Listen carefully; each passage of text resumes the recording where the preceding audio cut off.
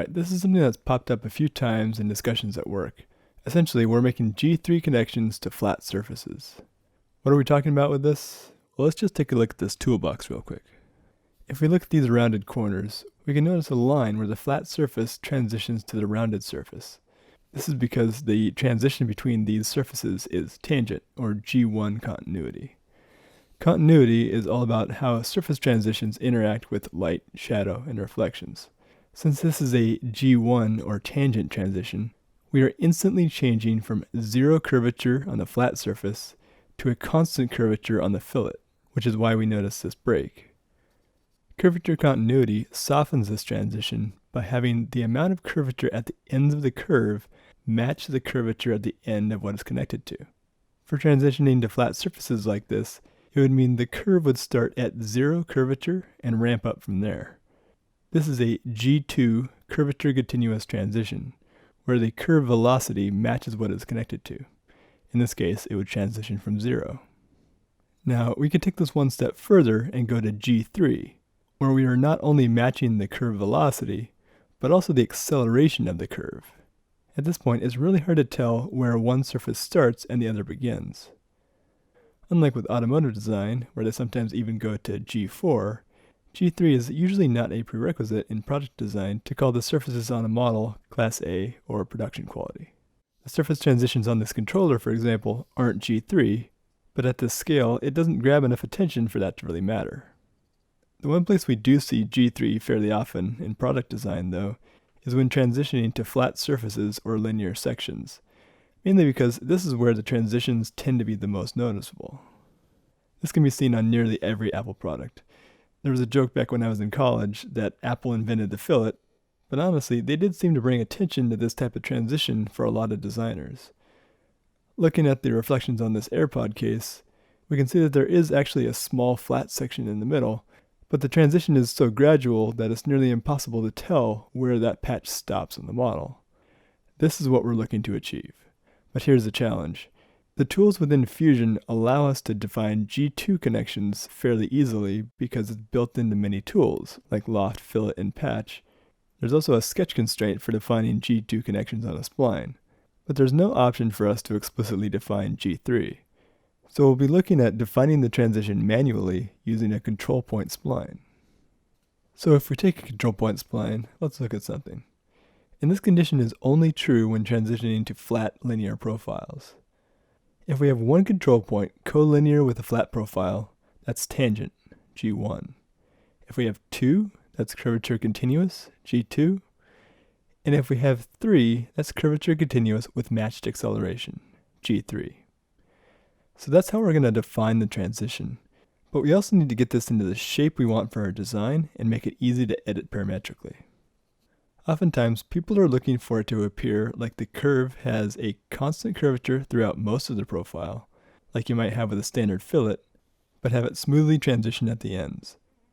So let's use a simple filleted corner as a reference and see what we need to do to make a G3 version of it. There are a few basic constructions that we'll look at for defining these curves, ranging from 7 to 9 control points. Think of these as just places to start, because you may need to change them up a bit for your specific condition.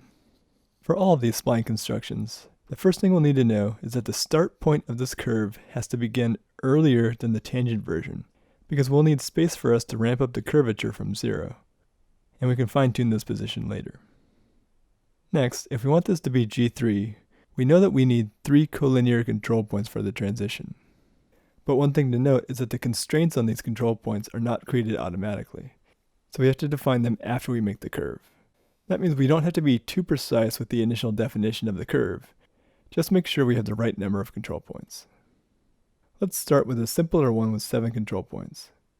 So we'll start at the endpoint of one line, roughly drop in 1, 2, and 3 control points, then continue to define the same for the other line. So we already have 1, which is the middle, then 2, 3, and end at the endpoint. Now we use our sketch constraints to define everything. So we need to make these segments collinear to our lines. We can do that a few different ways. We can select these segments between our control points, along with the line we started with, and make them collinear. Another option would be to add a coincident constraint between our control points and our original line. Or since these segments are horizontal and vertical, we could apply horizontal and vertical constraints to the segments between our control points.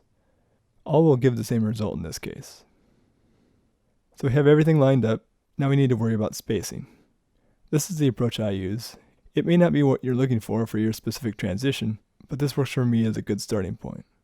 Now, I don't want to have 6 dimensions driving this feature, so I use the equal constraint to help simplify this. And I make the first 2 segments connected to each line equal, and I make the middle 2 segments equal. Now we only have a single free parameter to define on this curve. For most transitions, simply defining this dimension as half of the overall curve dimension works for me. So click on the driving dimension we want to reference, then divide by 2. We can make sure these 2 dimensions are always equal as well. Now this curve is fully defined and being driven by a single dimension. So if we view the curvature of the spline, this is a nice gradually changing curve transition that works for a lot of surface blends, but it doesn't really get us to something that looks like a constant radius fillet. To do that, we need to add another control point or 2. Now I could right-click this curve and add another spline control point, but just note that when we do that, it'll break all of the constraints and dimensions we've added to the spline, and we'll have to redefine them. So I'm just going to make a new curve. Again, we have 1, 2, and 3 points for the transition, but instead of going straight down to the other line, we create an extra point and go down from there. So we can start defining this similarly to the last one. Make the first 2 segments at each end equal, make the third segment on each side equal. Now we can also drop in a 45-degree angle dimension on the middle section, which will make the curve symmetric. Now we have 2 free parameters to define. One strategy we can take here is similar to what we saw with the first curve and make this segment the same as the first 2 combined segments. That would leave us with just 1 parameter to define. But let's simplify this for this example and just break this into thirds. So the first 2 segments will be 1/3, the next segment will be 1/3, and the horizontal dimension of the middle segment will be 1/3. There are a couple ways we can define this. Probably the easiest is with dimensions. So we dimension 2 of the 3 distances and make them both equal to the overall dimension divided by 3. It's also possible to do this only using sketch constraints if you add a couple line segments and make the 3 segments equal. So this one gets us a lot closer to our constant radius fillet, and still has a smooth transition to the line segments we're transitioning to. We won't go into this last one too much, but if needed, we can add a 9th control point in the middle. I don't use this one too often since it takes a bit more effort to define. For this one, I usually build some construction geometry and use sketch constraints to help define most of it. Then we are left with a single parameter to define in the middle. This one I usually just adjust by eye, then drop in a dimension to lock it in place. This is fine if the driving dimension doesn't need to change, but if it does, we need to find what this is relative to the driving dimension. So we take this divided by the overall dimension as it is now, multiplied by the parameter of the driving dimension. So this is now fully defined by a single dimension. So we've got some sketch curves, but how does this apply to an actual model? Certainly we can extrude these as surfaces, make lofts and whatever else, but making surfaces isn't really the hard part of surface modeling. It's defining the transition between surfaces that's challenging. So let's just try building the AirPod case we looked at before and see what happens. First, a bit of strategy. So the main surface on this thing is symmetric in all directions. So we only need to define 1/8 of this, and we'll just mirror everything. For this, we don't want any surfacing tool, like Loft or Patch, to work too hard, because that makes it hard to get good surface quality. So we'll build this with a few smaller surfaces, and construct what is often referred to as a patch layout. This is not to be confused with the patch tool, which we'll also look at. For this patch layout, we generally want to define large surfaces first, sweeps and extrusions, then lofted connections, and work our way down to defining the smaller transition surfaces. In terms of what tools we should use, there's an order for that too. In general, if it's possible for us to define something using extrude, revolve, sweep, or a planar patch, we should start with that first. Then second is lofts. Third is non-planar patches for when loft doesn't work. And last is any kind of offset. Why this order? because each tool has different surface quality, and we want to make sure that the foundational surfaces on our model are as robust as possible so that the other surfaces that reference that geometry will build properly and not have any problems. As an example, here we have 2 surfaces built with a sweep, 2 with a loft, and 2 with a patch. They all look very similar, but if we try to make a lofted connection between each of them, this is just a simple G2 loft, and we look at the curvature map analysis, we can see that the quality diminishes as we move to the right. Sweeps, extrusions, revolves, and planar patches are very robust. You can trim and build from them all you want. At the other end, non-planar patches should always be at the end of the model chain when defining geometry. We don't want to try building other surfaces from patches if we can help it.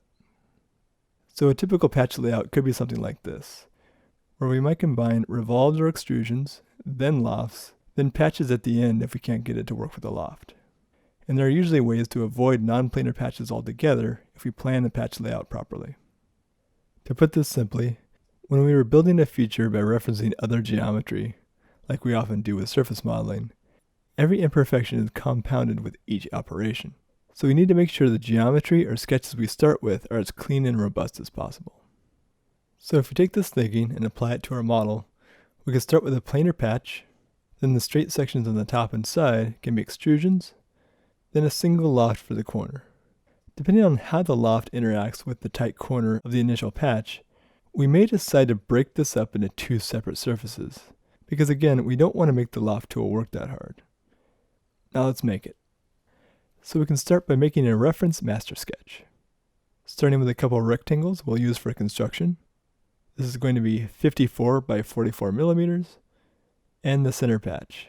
I would estimate that as offset from the sides about 14 millimeters. We could put in a couple lines on top and bottom. I'm just going to estimate that our curve needs to be about 15 millimeters in each direction. So drop in a couple dimensions. Now we can define the 8 control point version of our spline like we looked at before. And I'm just keeping the same approach for now and dividing the sections into thirds relative to the driving dimension. And we can adjust the size of this feature if needed. The patch in the center is a little more tricky to figure out sizing, but I'm going to start by making this 4 millimeters. And we can define this curve the same way. So this will be our driving sketch. For the center patch, we need to bring this sketch to the right position. So this looks like 21.3 millimeters thick. So if we create an offset plane at 21.3 divided by 2, then we can sketch on that plane, project our master sketch, close it off with a couple lines, then in the surface tools, we can create a patch. Now for the outside surfaces, we can start by simply extruding the outside profile down. The distance doesn't really matter since we'll end up using this only to create a tangent reference for mirroring. So I'm just going to make it 2 millimeters. So now we need to make the extruded profiles for the top and side. We can sketch on one of the origin planes and pull in these lines we want to reference using the project tool, and ideally these are set as construction lines. This one will be a little different than what we saw before because we don't actually want a curvature relationship to this extruded profile. We want curvature continuity to the mirror of this curve. If we make the relationship tangent to this straight line and mirror that, it will always be at least G2 continuous, and we can adjust the control points to get to G3, or as near as makes no difference anyway. So we'll want 3 collinear control points to the center patch and just 1 collinear control point to the extruded profile. We can start defining this similarly to how we did before. Make these 2 segments equal, make these 2 equal, make this 45 degrees. I'm going to drop in a construction line between the first and third control point so that we can make an equal constraint between these 2. If we mirror this to the other side and view the curvature, we can fine-tune this by eye and get it essentially to G3. Then drop in a dimension to make it fully defined. With this profile, we're going to extrude this past where it needs to go because we're going to trim it back. Now we want to make sure that the other extruded profile is the same, but since this isn't axially symmetric, we can't just mirror it. One trick that can work here is by using pattern on path. So we'll pattern this as a body, select our object and our path, then drag this arrow until it snaps to the end point of the curve. We only need 2 for the quantity, and make the orientation follow the path direction. Now we can take this surface and mirror it on the origin, then remove the original. We can sketch on the top view, and we're going to want to project these 4 points, then connect them with the lines. Now we'll do a trim surface and use this sketch as the trim tool and trim away these 2 sections. Now we can deal with the corner. I suspect we'll need to add more curves to define this loft, perhaps even break it up into 2 lofts. But let's see what happens with what we already have. We can make a surface loft.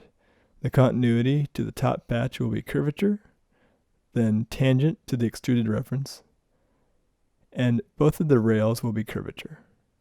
Although the selected continuity says G2, since the curves defining the transition are G3, the continuity here is essentially G3. So at first glance, if we rotate the model, it seems to flatten out a bit in the middle. I've gotten several comments as to why I keep rotating the model so much, and this is why. I'm constantly evaluating what the surfaces look like from all directions to see what needs to be refined. There are a few tools that can help us evaluate this. One is to simply put a high gloss material on it and render it, but there are also specific evaluation tools for looking at surfaces. The first is zebra analysis, which is a great tool for quickly evaluating continuity between surfaces, as well as surface shape to a certain degree. Another evaluation tool is curvature map analysis. This is helpful for looking at overall surface quality. This next one, and this is a fairly recent addition to Fusion, is probably my favorite, which is isocurve analysis. In its default mode, it doesn't really tell us much, but we're also able to view curvature combs on these isocurves, which tells us very clearly what the surface is doing. Another trick is to temporarily split a body or face and use curvature comb analysis on the resulting edge. I use this one less often now that we have the isocurve analysis. To get a better surface out of this, we'll need to add another profile, probably 2. So let's move back before the loft in the timeline and add another sketch profile. I think I'll start by adding an offset plane, let's say 8 mm from the origin, and sketch on this plane. We'll need to pull in our reference curves, but since we can't use project here, we'll need to use intersect. We can make our corner spline yet again. I'm using equal constraints here instead of dimensions, since there's no easy dimension to reference. Now we can try building our loft again and add this profile. If you forget to make the reference lines construction, you can just make sure chain selection is unchecked, and it will grab individual curves instead of grabbing everything. Reorder this and put this as profile 2. We'll have to reapply our continuity, and this is slightly better. It doesn't flatten out as much, but could really benefit from an additional curve in the other direction. If we reference this sketch we did before and create a bisecting line, we can make a plane at angle, perpendicular to this sketch plane, and we can create another sketch, pull some references using intersect, then create another curve. For this one, we're going to make the intersection point of the other curve coincident with this one. Now we can rebuild this surface with this additional rail. Once this is made, we can continue to refine the shape until we get the shape we want. The shape is looking a bit better now, and we can look at the isocurves. Now it is possible for us to get even better surface quality by breaking this loft into 2 separate surfaces. The general rule for lofts is to think of it like a stretchy rectangular piece of fabric. It can conform to a lot of different shapes, but if you have a tight corner or something, like we have here, that fabric might either bunch up or stretch too much, and we're starting to see that near this corner. If you do feel like breaking this up into multiple lofts, we can use all the sketches and reference geometry we already have. If we want to make a symmetric feature, we can extrude this middle curve as a tangent reference. We can then build this in half and then mirror it, for example. We can already see that the curvature combs are a little cleaner. We can continue to subdivide this as necessary if we need further surface refinement, but this is probably enough considering we're looking at this at about 10x scale. So the last step is to remove our reference geometry, mirror everything about the origin, and stitch everything together. We can add a few details, and there we have the outside of an AirPod case with G3 transitions. Before we go, I'm sure there's a question about what to do when transitioning to something other than flat linear profiles. That's a big topic in and of itself, but the hyper-abridged version of it is that I tend to not use control point splines in that case because they don't seem to be as robust as fit point splines when using curvature and tangent sketch constraints. So in those cases, I use fit point splines to find the connections to be curvature and adjust the handles as necessary to get somewhat close to G3, although I'm usually not as concerned about getting to G3 on these types of transitions. Occasionally I'll add a single extra fit point if I need a little more control, but that's it unless there's a really specific reason to add more. Anyway, that's about it for now. Hope it was helpful.